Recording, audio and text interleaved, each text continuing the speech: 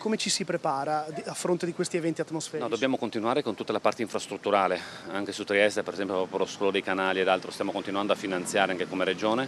È chiaro che noi possiamo alleggerire il peso di queste situazioni meteo particolarmente avverse, non possiamo annullarlo. Prevenzione dei danni causati dal maltempo attraverso il costante monitoraggio e aggiornamento delle infrastrutture con investimenti di centinaia di milioni da parte della Regione, ma anche la consapevolezza che, considerando il cambiamento climatico, certi episodi critici come bombe d'acqua e grandinate da record si ripeteranno più spesso. Questo è il punto di vista del governatore Massimiliano Fedriga sulla questione maltempo, tornata d'attualità con gli allagamenti della settimana scorsa e la nuova allerta per mercoledì. Abbiamo finanziato per centinaia di milioni di euro interventi e continuiamo a farlo per la sicurezza del territorio.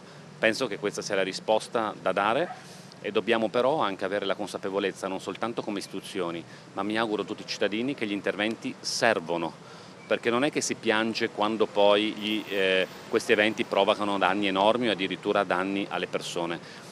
Perché oggi, quando si fanno molti di questi interventi, abbiamo il comitatino che protesta perché non bisogna toccare nulla. Non toccare nulla vuol dire devastare il territorio, perché questi eventi, abbiamo visto, Baia, devastano il territorio, e vuol dire mettere a rischio l'incolumità delle persone. Quindi anche quelle forze politiche che cavalcano i comitati sono forze politiche che hanno una responsabilità gravissima.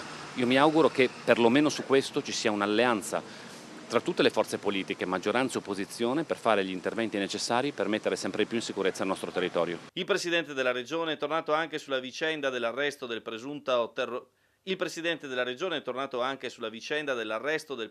terrorista di origine jihadista, il 25enne pakistano Usama Usama, che viveva a Trieste in un appartamento della rete di accoglienza diffusa e ora si trova al carcere del Coroneo. Evidentemente ha funzionato bene perché è stato rintracciato. Devo dire altrettanto che stiamo riducendo moltissimo l'ingresso di immigrati irregolari da parte della rotta balcanica, sulla rotta balcanica, grazie ai controlli ai confini, di questo non posso che ringraziare il ministro Piantedosi per la scelta che ha fatto e penso che dobbiamo continuare in questa direzione. Non a caso i segnali di pericolo attraverso quella rotta sono arrivati e per questo sono aumentati i controlli e per questo è stato sospeso Schengen.